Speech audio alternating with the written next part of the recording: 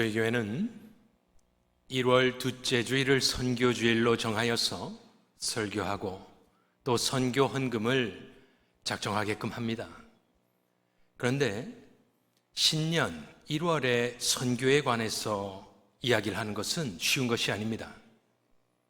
새 출발, 또 복, 하나님의 약속, 재직 훈련 등 또 표가 있는 우리 교회 같은 경우에는 그 표어에 대해서, 주제에 대해서 설교를 해야 되기 때문에 잠깐 설교를 해놓고 또 절기에 이것저것 하다 보면 선교에 대해서 다시 이야기를 하는 것이 쉽지 않습니다.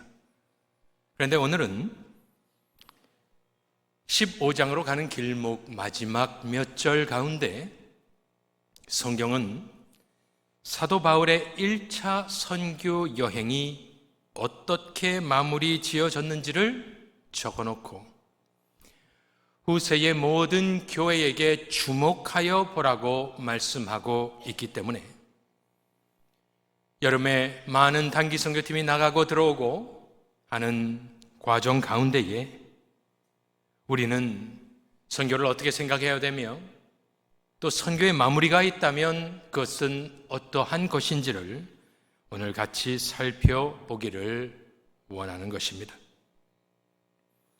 끝을 이해하기 위해서는 시작을 보아야 할 것입니다. 그래서 저는 2024년 1월 14일 선교주일 드렸던 말씀을 다시 복습하듯 말씀을 좀 드리고 시작을 하도록 하겠습니다. 사도행전 13장 1절로 3절을 보면 안디옥 교회에 선지자들과 교사들이 있으니 곧 바나바와 니게르라 하는 시몬과 구레네 사람 루기오와 분봉왕 헤롯의 젖동생 마나엔과 및 사울이라 5명입니다. 주를 섬겨 금식할 때에 성령이 이르시되 내가 불러 시키는 일을 위하여 바나바와 사울을 따로 세우라 하시니 이에 금식하며 기도하고 2 사람에게 안수하여 보내니라 되어 있습니다. 이것이 성경에 기록된 최초의 세계 선교입니다. 몇 가지 말씀을 드리겠습니다. 첫 번째로 성경에 기록된 최초의 선교는 바로 교회에서 시작되었다라는 말씀을 드렸습니다. 그래서 선교는 교회가 하는 것이다 라고 말씀을 드렸습니다. 두 번째 것은 그렇게 시작된 선교는 사도행전 13장 14장을 보면 1차 선교 여행 때 무엇을 하던가요? 선교는 교회 설립을 위하여 선교하는 것이다 말씀을 드렸습니다. 보통 선교의 목적은 영혼 구원이라고 합니다. 하지만 하나님은 영혼만 구원해 놓고 집에 돌아오는 선교는 하지 않았습니다. 집회를 열고 결신시킨 뒤에 흩어버리는 선교는 하지 않으셨습니다. 교회를 세웠다라는 것이 성경적인 선교이다. 세 번째 원칙은 무엇인가? 13장 1절에 안디옥 교회에서 선지자들과 교사들 5명을 이야기하는 것을 보니 여기저기서 모으지 않았다. 같은 교회 출신들, 한 교회에서 세계 선교가 시작되었다. 왜냐하면 신학과 영적 DNA, 스피릿이 같아야 되기 때문입니다. 선교에서는 사역을 강조하기 때문에 보통 초교파적 협력을 강조하지만 때로는 그런 것들이 필요하지만 결국의 선교는 신학의 연장선이다. 그래서 신학은 생명이고 타협할 수 없기 때문에 같은 신학을 쉐어하는 교회가 선교를 하는 것이 맞다라는 말씀을 드렸습니다. 선교의 목적이 있다면 그것이 영혼 구원을 통하여 교회를 설립하고 교회 설립을 통하여 영혼 구원을 하는 것이 선교의 목적이라면 어떤 말씀을 선포하는지를 결정하는 같은 신학은 선교함에 있어서 아주 중요한 요소라는 말씀을 드렸습니다. 네 번째 요소는 무엇인가? 메조리티 룰을 말씀드렸습니다. 안디옥 교회에 5명이 있는데 지도자들이, 거기서 하나님은 3명 메조리티를 남겨두시고 2명을 보내셨다. 이 말씀을 드리며, 하나님이 하신 선교는 다 보내지 않았다는 것입니다. 5명을 다 보내서 교회를 어지럽히고 힘들게 하는 선교를 하지 않으시고 3명을 남겨놓고 2명을 보내셨다. 그리하여 교회의 존재 목적이 선교라고 이야기하지만 교회의 존재 목적은 예배라고 말씀을 드렸습니다.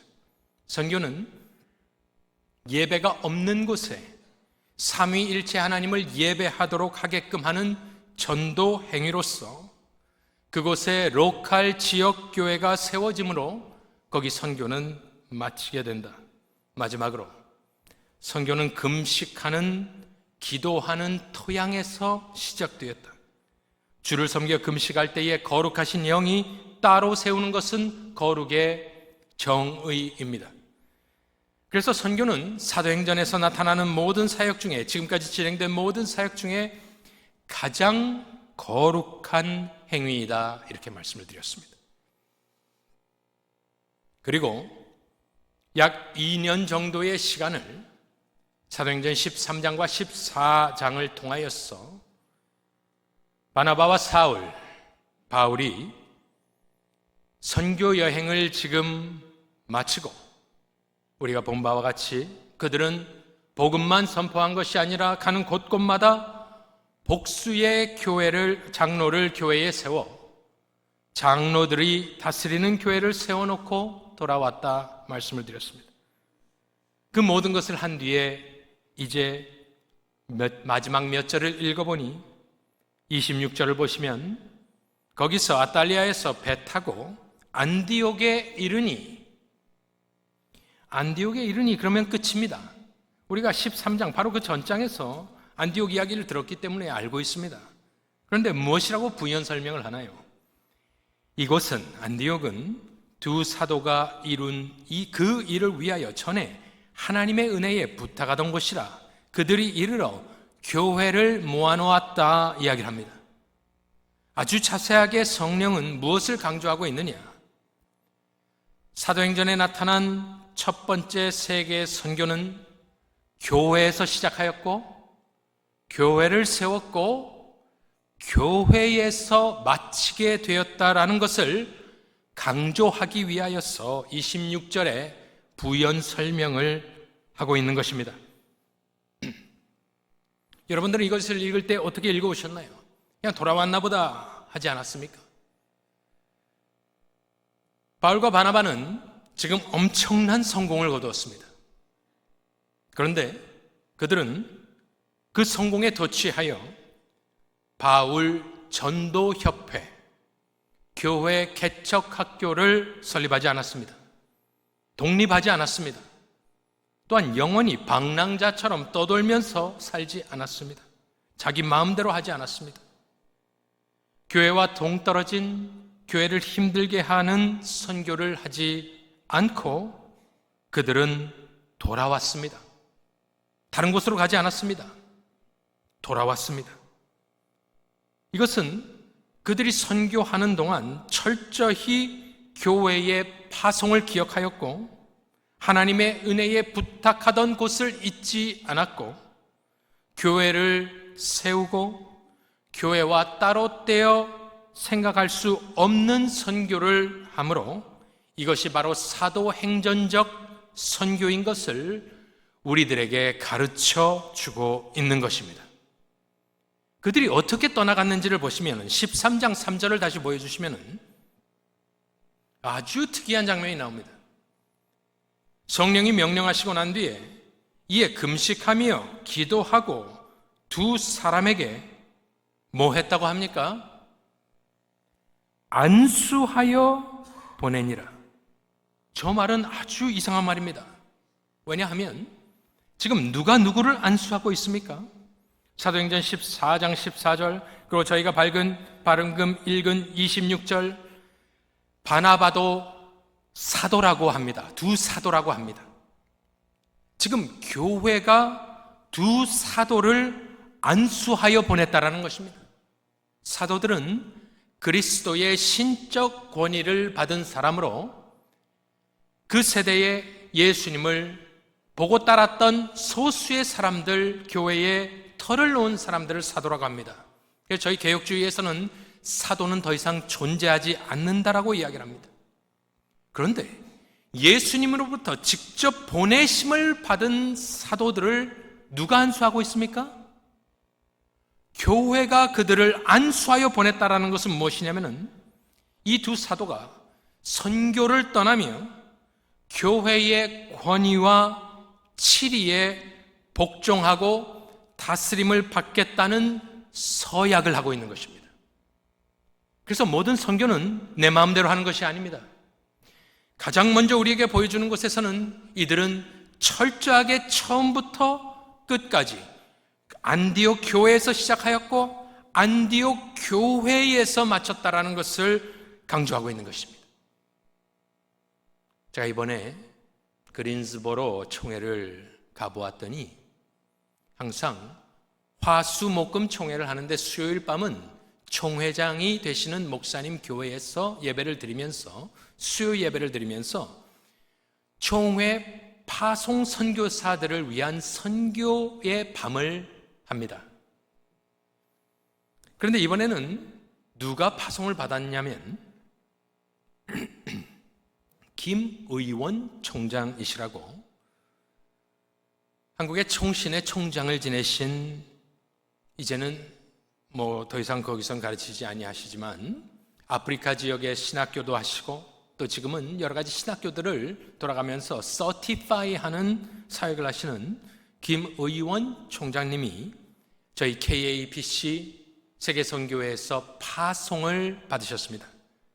나이가 지긋하신데 마지막에 어떤 장면이 연출됐냐면 파송을 받는 선교사님들이 앞에 나와 무릎을 꿇었습니다. 그리고 많은 동역자요 후배 선교사님들과 목사님들이 나오셔서 그에게 안수하여 그를 총회 파송 선교사로 세우게 되었습니다. 그것은 참으로 아름다운 모습이었습니다. 저는 총신 출신이 아니기 때문에 잘 모릅니다.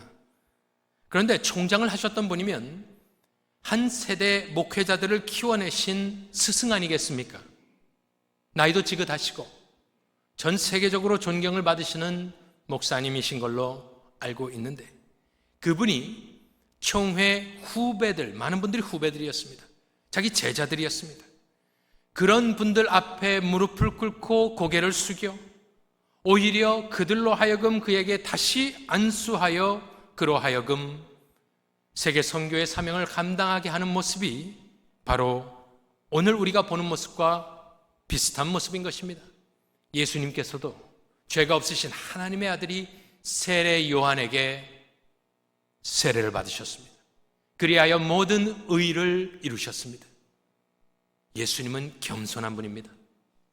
사도 바울은, 바나바는 처음엔 사울이라 하였지만 그들이 파송받을 때 사도임에도 불구하고 그리스도로부터 소위 말하는 직통계시를 받는 분으로서 교회에 주춧돌을 놓는 아주 중요하신 분들이었지만 그들이 교회의 머리를 숙였습니다.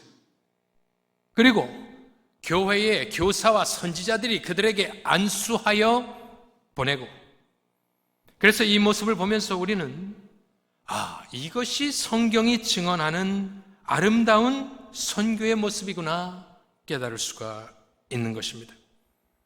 선교 이야기를 하면서 교회 이야기를 하니까 조금 어리둥절하실 것입니다. 왜냐하면 우리 머릿속에는 선교, 교회 이것이 따로 놀기 때문입니다. 대부분의 사람은 그렇게 생각을 합니다. 저는 아시는 대로 선교단체 출신입니다. 그 생리를 너무나도 잘 알고 있습니다. 지금 교회 이야기를 하다 보니 아마 여러분들 마음속에는 그렇다면 선교단체들이 다 필요 없는 것이냐? 물어보시는 분들이 계실 것입니다. 우리가 잘 아는 선교들을 조금 언급해 보겠습니다. 찬양 선교. 저는 찬양 선교단 출신입니다. 캠퍼스, 학원 선교가 있습니다. 항만 선원 선교가 있습니다.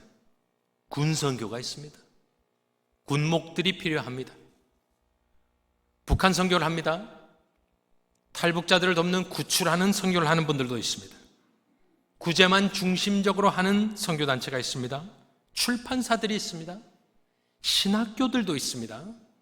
교단 산하에 있는 신학교가 있는 반면 제 모교 웨스트민스터처럼 교단의 지배를 받지 않는 신학교도 있습니다. 병원이 있습니다. 의료 선교가 있습니다. 성경 번역이 있습니다. 우물 파기가 있습니다. 집 지어주기가 있습니다. 문화 사역이 있습니다. 어린이 전도가 있습니다. 등등등등 많이 있습니다. 이 많은 사역들이 불필요한가? 그렇지 않습니다. 너무나도 중요하고 필요한 사역들입니다. 저는 대학교 1학년 때 은혜를 받았는데 교회를 다니고 있었습니다. 그런데 주변의 사람들이 그렇게 영적이지 않았습니다. 금요 모임을 나가보니 게임을 하고 노는데 죄송한 말입니다만 너무나 유치했습니다. 내가 금요일 날 나와서 이런 놀이 하려고 교회에 오겠는가 생각을 하였습니다. 그러는 가운데 같은 교회를 섬기지만 선교단체를 또한 섬기던 사람들을 만나게 되었고 저는 나가서 선교단체에서 은혜를 받았습니다. 정말로 인생이 바뀌었습니다. 그리고 교회로 돌아와 보니 어떠한 일이 벌어졌는가? 목사님과 교회 우리 대학생들이 많은 교회였는데 대부분의 사람들이 저와 또 선교단체를 섬기는 사람들을 배척하였습니다. 제가 이미 오기 전부터 목사님께서는 그 몇몇 숫자 안 되는 선교단체를 섬기는 사람들을 핍박하였습니다. 소위 왕따를 시켰습니다. 그냥 교회를 다닐 때는 관심도 안 갖다가 은혜를 받고 왔는데 이게 웬 말입니까? 이것은 병아리가 달걀을 깨고 나왔더니 어미새가 막 머리를 쪼는 것과 같은. 그래서 저는 교회를 처음 다시 거듭나고 보았을 때 좋지 않았습니다. 그래서 우리 선교단체에서 여러 사람들에게 설문조사를 하면서 너는 나중에 뭐가 될래? 너는 나중에 뭐가 될래? 그랬더니 뭐 여자들은 다 사모, 남자들은 다 선교사를 쓰는데 한 명이 목사라고 썼습니다. 그래서 제가 그 형을 찾아가서 배신자 형님, 목사가 되겠다고요? 선교사가 돼야지 목사가 되겠다고요? 그렇게 되었었습니다. 그때는 상황도 그랬고 제가 교회가 무엇인지를 몰랐습니다. 그런데 가자마자 왕따시키고 핍박을 하니 저에게 교회란 존재는 좋지 않게 느껴졌습니다. 이것이 변화받는 데는 오랜 시간이 걸렸습니다. 특별히 저는 신학교에 와서 교회론을 배우고 공부하게 되었고 말씀드린 대로 그 뒤에는 교회 중심적인 시각을 가지게 되었고 교회를 존귀하게 여기게 되었습니다. 사이즈에 상관없이 교회를 한다는 것이 얼마나 영광스럽고 하지만 힘든 일인가. 제가 우리 교우들에게 드리고 싶은 말씀은 무엇이냐? 선교를 생각하실 때 교회를 같이 붙여서 생각해 주시라 말씀을 드리고 있는 것입니다. 왜냐하면 성경을 보니까 성경에 나와 있는 선교를 보니까 그렇더라는 말씀입니다. 교회에서 파송을 받아 사도들이 머리를 숙이고 가는 곳곳마다 교회를 세우고 다시 파송교회에 돌아와 머리를 숙인 겸손한 모습. 신약 성경을 보면 하나님의 마음과 비전이 보입니다. 하나님의 구원의 계획의 중심에 무엇이 있는 줄 아십니까? 교회가 있습니다. 그 탈 많고 말 많은 교회, 문제투성이의 교회, 연약한 교회. 하지만 하나님은 그 교회를 사랑하시고 교회를 세우심으로 선교를 하였다. 마태복음 16장 18절에 보면 예수님께서 세우시는 인스티튜션이 딱 하나인데 그것은 무엇이냐? 내가 반석 위에 내 교회를 세우겠다. 음부의 권세가 이기지 못하리라 말씀하였습니다. 선교를 생각하면 교회를 생각하시고 여러 선교를 하십시오. 하지만 왜 이 선교를 하는지 기억하십시오. 선교의 목적은 교회를 세우고 성도를 섬기는 것이 선교의 목적입니다. 저는 찬양 선교를 했기 때문에 많이 보았습니다. 많은 사람들이 찬양팀이라 그래서 왔습니다. 와서 누구들이 모였느냐? 노래하기를 좋아하는 사람, 악기를 하기를 원하는 사람들이 모였습니다. 하지만 우리 선교사님은 그들을 세워주지 않았습니다. 신앙이 바로 서기 전까지는 아무것도 못하게 하였습니다. 그래서 많은 사람들이 떠나갔습니다. 그렇습니다. 교회는 내 취미 생활하는 것이 아닙니다. 내가 잘하는 것을 칭찬받으려고 하는 것이 아닙니다. 그때 당시에 많은 그 청년들에게 왜 우리 찬양 선교팀에 들어왔느냐 물어보면 노래하려고 왔습니다. 기타 치려고 왔습니다. 드럼 치려고 왔습니다. 무대에 서려고 왔습니다. 많은 사람들이 이야기하였지만 우리 선교사님은 세워주지 않았습니다. 오히려 아주 노래 못하는 사람이지만 영성 있는 사람들을 세워주었습니다. 그러니 학위가 있고 성악을 전공했고 이런 사람들이 와서 보니까 웃기는 거예요. 참 말도 안 되는 사람들이 쿵쾅거리면서 찬양을 하니, 하지만 놀라웠던 것은 저는 보지 못하였지만 귀신들이 떠나가는 것이 있었고 영적인 질서가 잡혔고 거기에 오는 사람들도 다 자기 자랑을 하려고 모였지만 남은 사람들은 깨어지고 변화받아 하나님의 사역을 하는 것을 보게 되었습니다. 무슨 사역을 하든지 간에 신약 성경의 하나님의 마음의 중심에는, 그의 눈동자가 지켜보고 있는 곳에는 교회가 있음을 기억하시고 어떠한 모습으로 무엇을 섬기든지 간에 교회를 세워주고 성도들을 섬기는 것, 그것이 바로 하나님이 기뻐하시는 성경적인 선교인 줄로 믿으시기를 축원합니다. 믿으실 수 있기를 바랍니다. 두 번째로 그들이 돌아와서 한 것이 있습니다. 27절에 보니까 그들이 이르러 교회를 모아 마지막에 보니까 보고하였다. 우리 주보에 오늘 보니까 7월달 칼렌더가 나오는데 수요일 날마다 보니까 많은 선교 보고가 있습니다.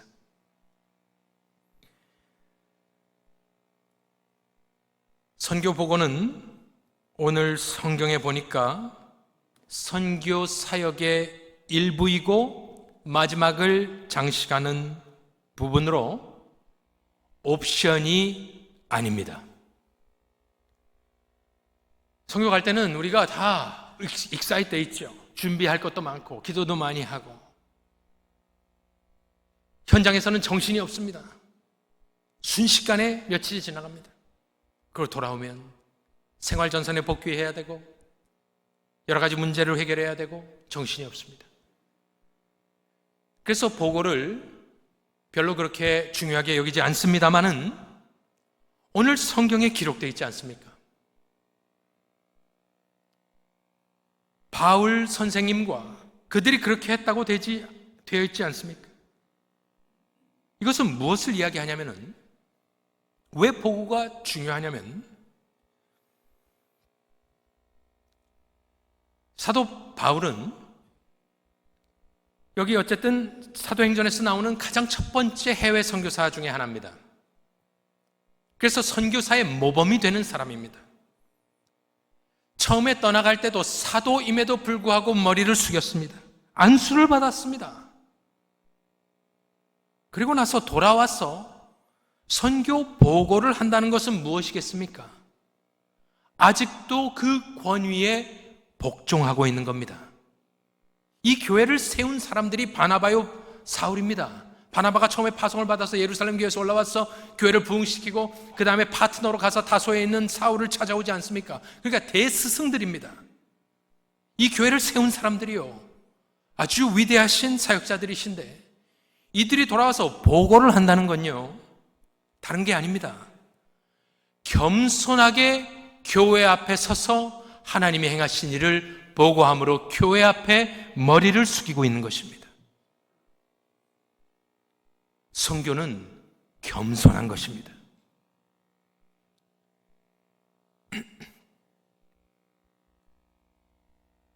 선교사님들 중에 다 그런 것은 아니지만 종종 파송교회와 연락을 하지 않고 선교 보고를 하지 않으며 나는 선교에 바쁘니 이런 거 할 시간이 없다. 선교 보고하는 것은 매번 이렇게 보내는 것은 사람에게 아부하고 굽신거리는 것이다. 아닙니다. 선교의 주체이신 성령은 누가에게 감동을 주시면서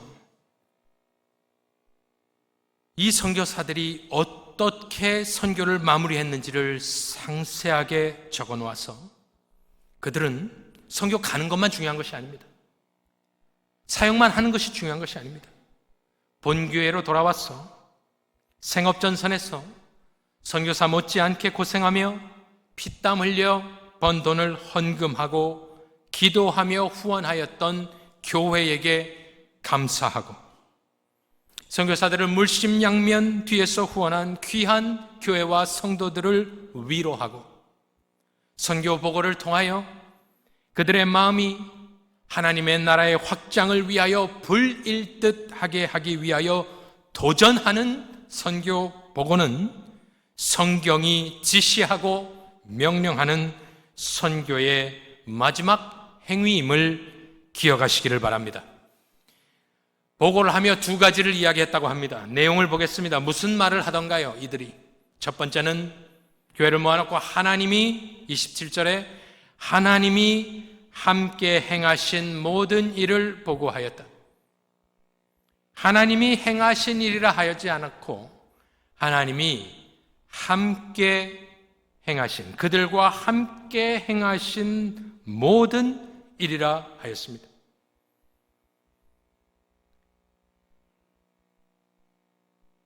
(13장과) (14장을) 읽어보면 누가 하던가요? 사역을 바나바와 사울, 나중엔 바울이 하지 않던가요? 그런데 성령은 13장과 14장을 회고하면서 바울과 바나바가 놀라운 선교 전략과 뛰어난 영성으로 귀한 일을 이루었더라 하지 않았습니다.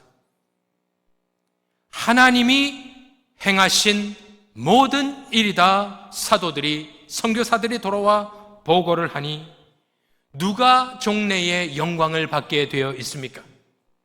하나님이 하셨기 때문에 하나님께만 영광이 돌려지는 것이 바로 성경적인 선교인 것입니다. 성경적인 선교의 끝은 하나님께 영광입니다. 파송 교회가 높임을 받지 않았습니다. 안디옥 교회가 최고다 하지 않았습니다. 바울과 바나바가 최고의 선교사다 하지 않았습니다. 그들은 다 뒤로 묻히고 사라지고 오직 높임을 받은 것은 누구냐 보니까 하나님이시다. 하나님이 하셨다. 그러니 마지막에는 하나님만 높여지는 것이 선교의 끝이라고 믿고 선교하시길 바랍니다. 그런데 하나님이 허공에서 역사하지 아니하시고 하나님이 함께 메타입니다. 메타.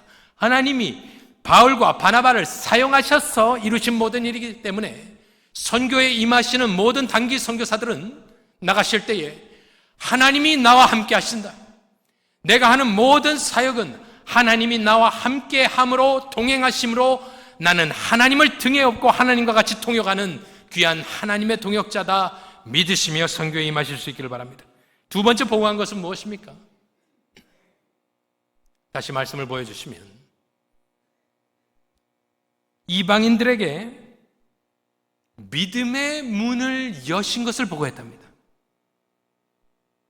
지금 안디옥 교회는 어떤 교회입니까? 스데반의 일로 핍박받아 흩어진 사람들이 거기까지 갔다 합니다.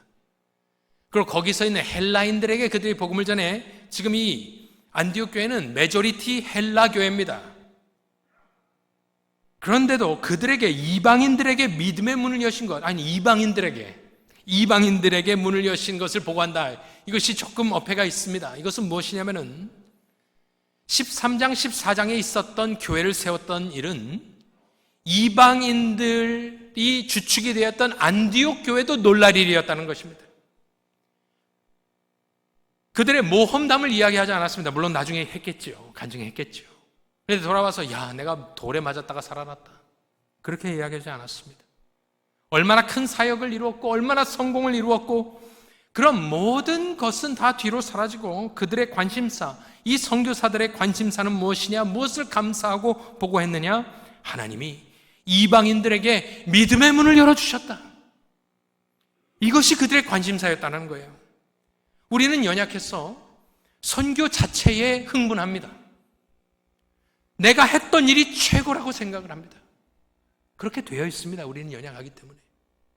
하지만 이들이 모범을 보인 것은 하나님이 우리와 함께 하신 일, 특별히 이방인들이 예수 믿지 않던 사람들이 예수 믿게 되었다가 그들의 포커스였다는 겁니다.